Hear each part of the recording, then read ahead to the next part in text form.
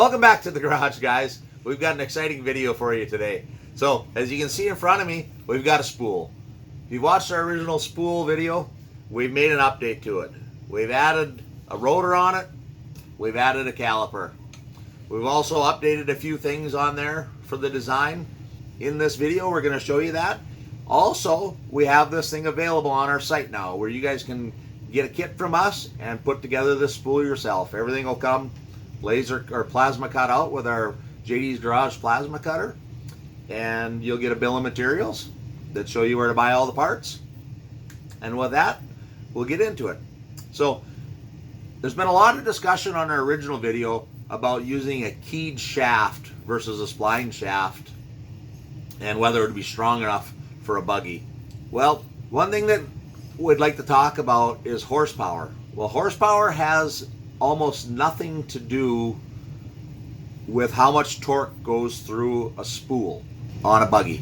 The factors involved are the weight of the buggy and the coefficient of friction of the tires. That's it.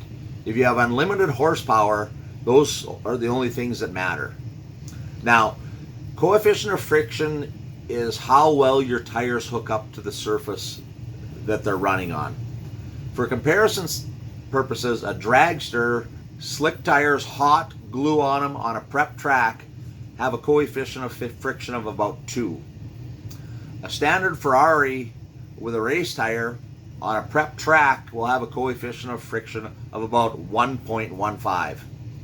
And an ATV tire on dirt will have a coefficient of friction of about 0.5.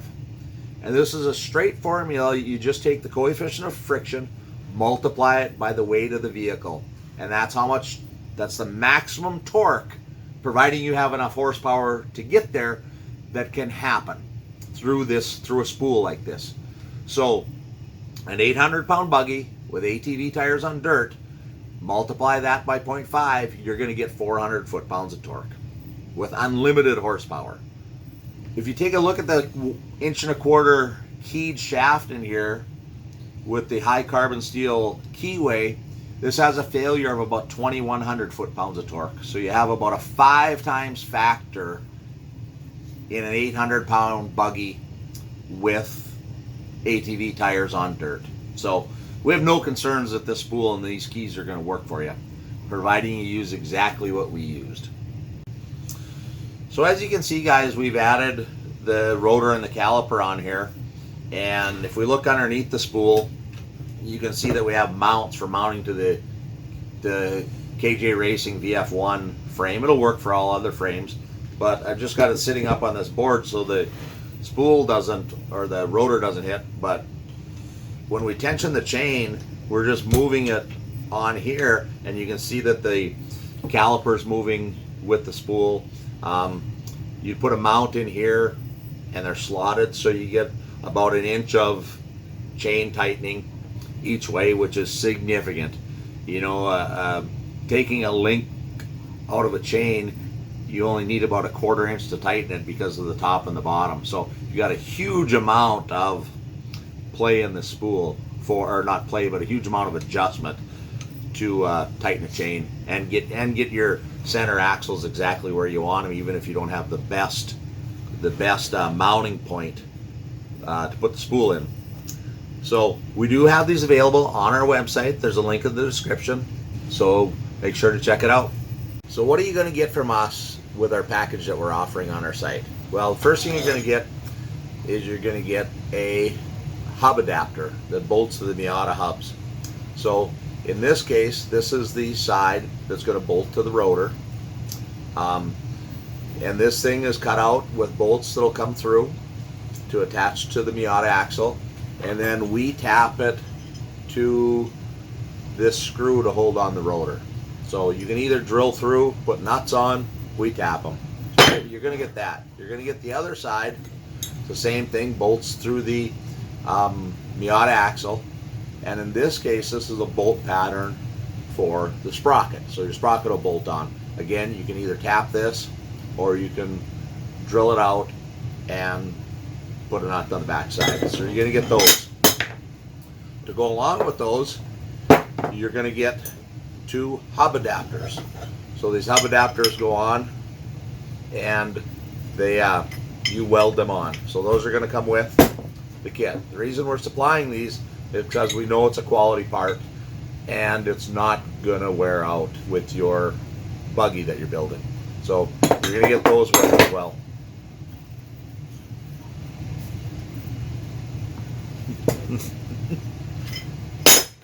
So you're going to get that. You're also going to get the main part of the spool, the JD Garage spool. So these are the main things that'll hold the bearings.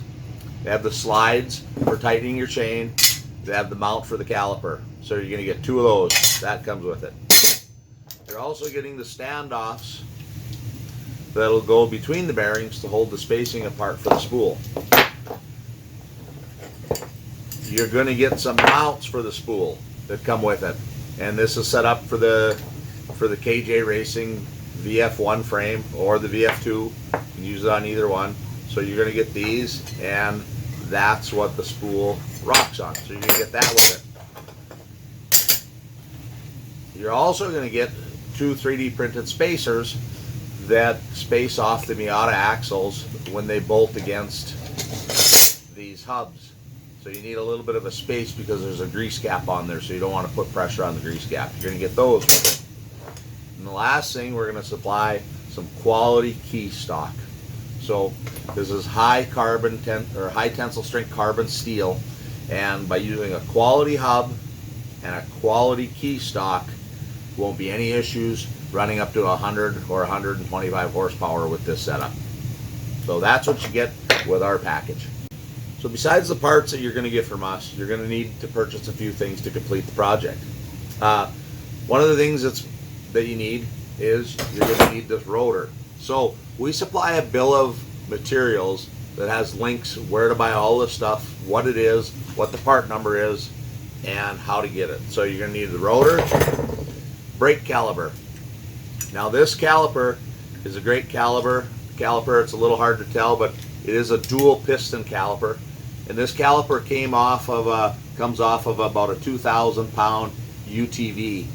So it's more than adequate for the standard buggy out there, the 600 to 1,000 buggy for the rear brake. It's going to be more than adequate. So a good quality caliper.